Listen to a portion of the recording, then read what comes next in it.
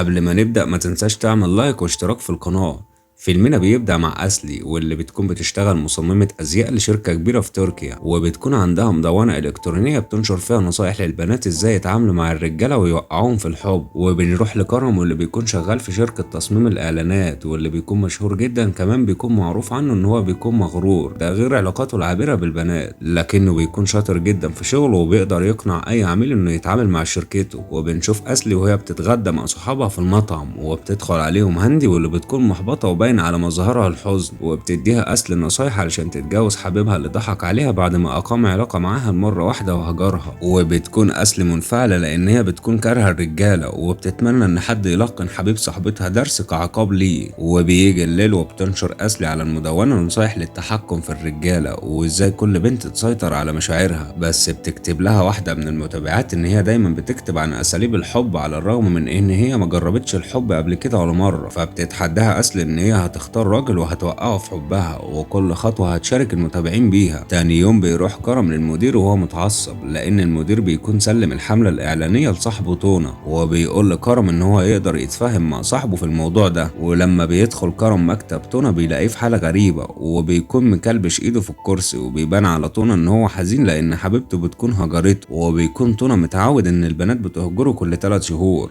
وبيقول له تونا إنه مستحيل يستشير كرم في العلاقات العاطفية لأن مستحيل يوعد نفس الفتاة مرتين، وإنه ما يعرفش معنى الحب والارتباط. وهنا بيقرر كرم إن هو يتحدى تونا وإنه يوقع فتاة في حبه مقابل إن هو لو فاز تونا يسلمه الحملة الإعلانية. وبيكون تونا متردد، فبيقول له كرم إنه بكده يكون واثق إنه يقدر يخلي البنت تقع في حبه، لكن بيتشجع تونا وبيوافق على عرض كرم. بنروح لأسلي وهي بتفتح صحباتها في موضوع الإيقاع براجل في حبها، وكمان هتنشر كل الخطوات في المدونة، لكن بريم بتقول لها إن اللي هترتبط بيه هيكون عارف الخطوات دي، لكن بترد إن محدش يعرف المدونة غير صحابها لأن هي بتكون مدونة مش مشهورة. وبتجهز أسلي نفسها علشان تروح الحفلة مع صاحباتها بالليل في نفس الوقت اللي بيخرج فيه كرم مع صحابه لنفس الحفلة. وبيدخل كرم الحفلة وبيبدأ صحابه يدوروا على بنت جميلة يرتبط بيها كرم، وبيختار تونا أسلي، ولما بيشوفها كرم بيعجب بيها، ولما بتشوف أسلي كرم بيعجبها وبتقرر إن هي توقعه في فخ علشان هو اللي بيبدأ يتعرف عليها. وبتروح أسلي وبتطلب مشروب من البار وبيرخم عليها واحد من الموجودين، لكن بيتدخل كرم وبيمثل ان هو حبيب أسلي، ولما بيمشوا بيتعرفوا على بعض. وبتروح أسلي تتعرف على كرم واصحابه لكن بتستأذن علشان بتكون عاوزة تبان ان هي بنت مش سهلة المنال، وبتسيبهم وبترجع لصحباتها. ولما بترجع بيستغربوا صحباتها من رد فعلها لان هي المفروض تكون مع كرم علشان ما يغيرش رأيه ويسيبها، لكن أسلي بتكون واثقة ان هو هيرجع تاني.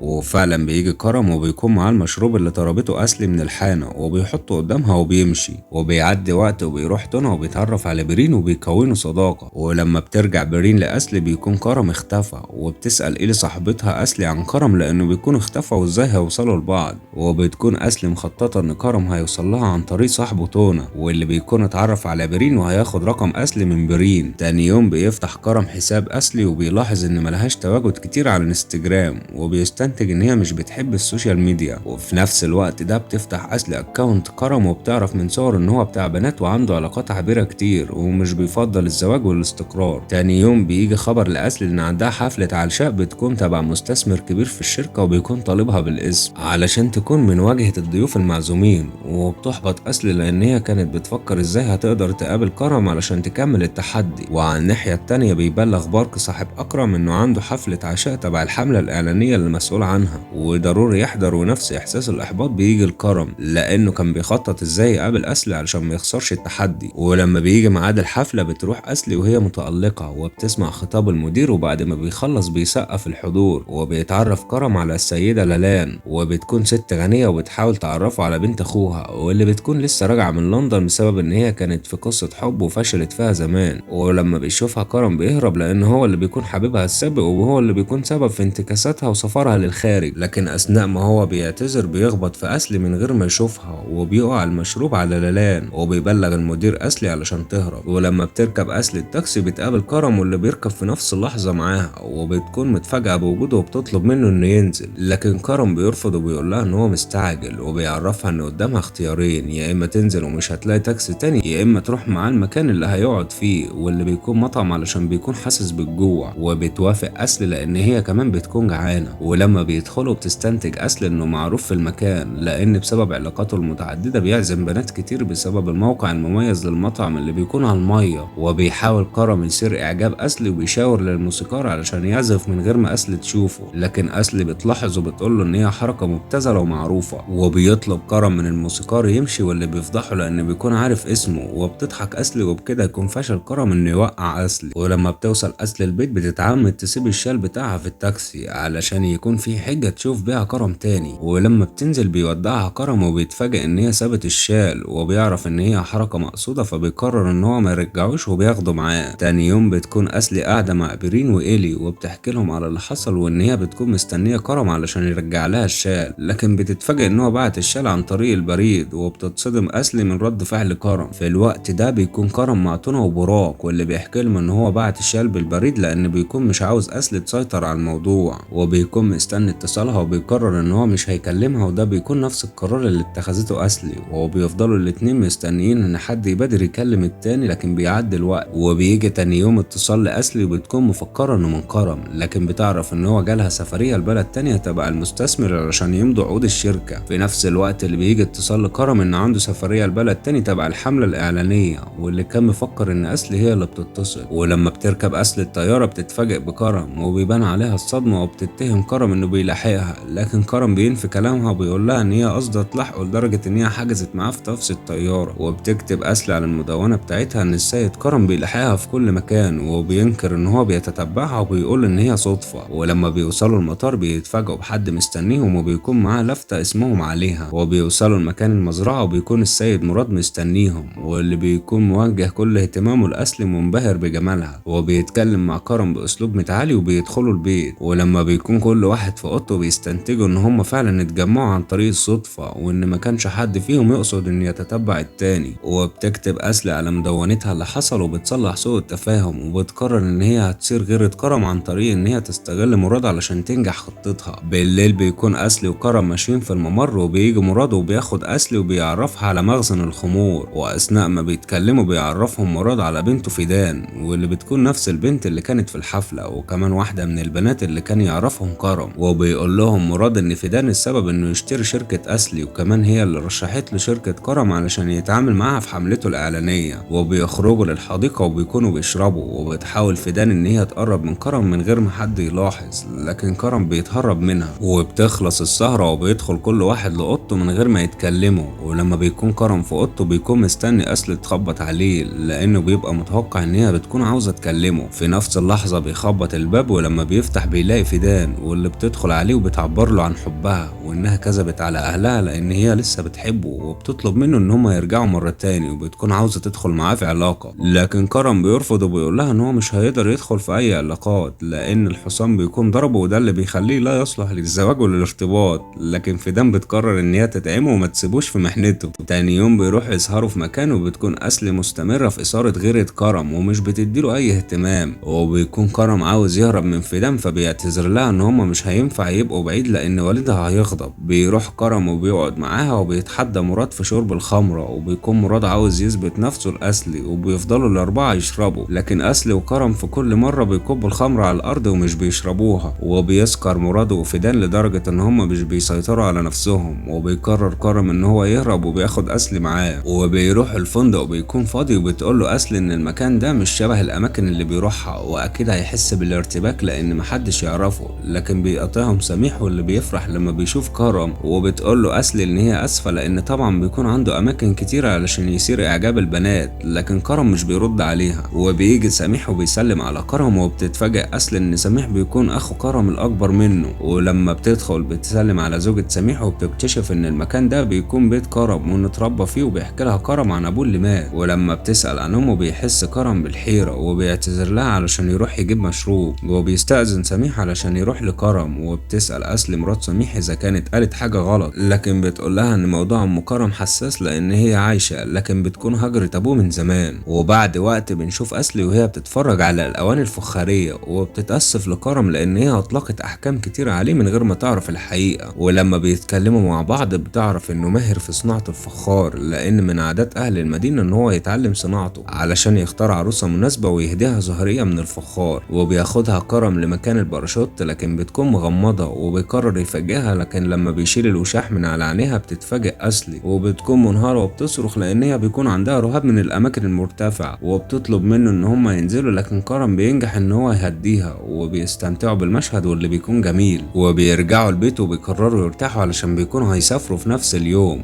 وبعد وقت بنشوف أسلي وكرم وهما بيسلموا على مراد علشان ميعاد الطيارة، وبيرجع كل واحد لشغله. وبتكون أسلي بتنشر منشور على المدونة وبتحكي فيه عن السيد كرم بإعجاب، وبتعلق واحدة من المتابعين إذا كانت وقعت في حبه، وبتتفاجئ أسلي من التعليق وبتحس بالارتباك، وبيبعت رسالة لأسلي وبيعزمها على العشاء. وبتشوف أسلي الرسالة وبتكون سعيدة، وبتقرر أسلي ترد لكن بتفتكر التعليق اللي جالها وبتقرر تشوف الرسالة وما تردش، وبتنشر على المدونة إن هي مش هترد غير بعد ساعة، لكن مش بتقدر تنتظر وبتبعت إن هي موافقة. وبيرد كرم إن العشاء في منزله لأن هو اللي هيطبخ، وبتوافق على طول أسلي. تاني يوم بتروح أسلي الموعد، وبتكون خلال اللقاء متوترة وبتشرب كتير، وبتكون مستعدة إن كرم يديها القبلة الأولى، لكن كرم بيكون هادي وبيروح على الجنينة وبيتفرجوا على فيلم. وعند لحظة معينة بيقضوا وقت لطيف مع بعض، لكن وهم بيكونوا مستمتعين بتطلب أسلي منه خمور، وبتكون أسلي متوترة وبتسأل كرم عن عدد البنات اللي دخل معاهم في علاقة في نفس المكان، وبتطلب منه يقول لها سر محدش يعرفه غيرها. وبيعرفها كرم إن البيانو اللي عنده بيكون بتاع أمه ومحدش لمسه بعدها، وإنه مش قادر يتخلص منه علشان مش عاوز ينساها. وبيقضوا وقت لطيف مع بعض وبيناموا، لكن لما بيصحى كرم بيسمع صوت بيانو وبيلاقي إن أسلي بتعزف عليه، وبتكون عاوزاه يتخطى حزنه، وبيحس كرم بالحب ناحية أسلي. تاني يوم بيكون كرم مع أصدقائه، وبيعرف تونا إن كرم وقع في حب أسلي لما بيسأله عن موعد امبارح، وبيفرح تونا لأنه بكده بيكون كسب الرهان. في نفس الوقت بيكون أصحاب أسلي مبسوطين لأنها وقعت في حب كرم، وبيطلبوا يشوفوا صورته، وبتتصدم هانت لأنه بيكون حبيبها السابق اللي ضحك عليها، وبتنهار أسلي لأن هي بتكون حبته بجد، لكن بتقرر تنتقم لصاحبتها وتعلم كرم درس قاسي. وبنشوف أسلي في موعد مع كرم، وبتكون فاتحة بث مباشر على المدونة اللي انتشرت بشكل كبير من غير ما كرم يعرف. وبيعترف كرم لأسلي بحبه، لكن لما بينتهي من كلامه بتفاجئه أسلي إن هي كانت بتخدعه زي ما خدع بنات كتير، وإن هي كسبت الرهان وضحكت عليه، وبتسيب كرم وبتمشي. بتعدي الأيام واللي بتكون صعبة وكئيبة، وبيكونوا مش عارفين يرجعوا لحياتهم الطبيعية. وفي يوم بيتم فصل أسلي من شغلها، وبتكون مش عارفة السبب لأن المدير مش عاوز يقول لها. في الوقت ده بتروح فيدان لكرم وبتعرض عليه إن هو يسافر معاها لندن، وبتعرفه إن هي انتقمت من أسلي وفصلتها من شغلها. وبنشوف أسلي واللي بتكون متفاجئة لأن هي رجعت الشغل مرة تاني، لكن بترفض وبتستقيل. ولما بتكون خارجة بتتفاجئ بأصحابها وأصدقاء كرم، وبتعرف إن كرم وافق إن هو يهاجر مقابل إن هي ترجع شغلها. بتحس أسلي بالندم وبيشجعها أصحابها إن هي تلحق كرم قبل ما يسافر، لكن في الطريق بتقابل عقبات كتير، ولما بتوصل المطار بتكون اتأخرت عن رحلة كرم. ولما كرم بيكون في الطيارة بيسمع اتنين بيتكلموا عن منشور جديد على المدونة، ولما بيقراه بتكون أسلي بتعتذر لكرم وبتعترف له إن هو حب حياتها. بيتأثر كرم بكلام أسلي وبيقرر ينزل من الطيارة، وبتهدده المضيفة إن هي هتبلغ الأمن، لكن كرم بيعترض وبيصمم إن هو ينزل. وفي نفس الوقت ده بتكون أسلي بتحاول مع الأمن علشان تلحق الرحلة، وبتقتحم البوابة. وفي الوقت ده بيتقابلوا هما الاتنين وبيعترفوا بالحب، وبيتخلوا عن كبريائهم. وبتتأسف أسلي لكرم، لكن بيفاجئها إن هو كان مراهن عليها مع أصحابها. وبيجي الأمن وبياخدهم، لكن بيكونوا سعداء وبيقرروا إن هما يقضوا حياة سعيدة مع بعض. ولو عجبك الفيلم ما تنساش تعمل لايك واشتراك في القناة.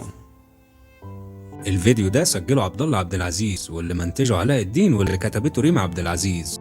عشان تتابع باقي الملخصات للافلام المنوعه من الاكشن والدراما والافلام الهنديه والتركيه، اعمل اشتراك في قناه ادرينالين افلام، وما تنساش انك تشغل الجرس علشان تتابع كل يوم الساعه 5 فيديو جديد. ولو عاوز تتابع اجمل ملخصات الافلام التركي بس، عندنا في قناة أدرينالين أفلام بلس هتلاقي كل ملخصات الأفلام والمسلسلات التركية، واعمل اشتراك لقناة أدرينالين أفلام بلس.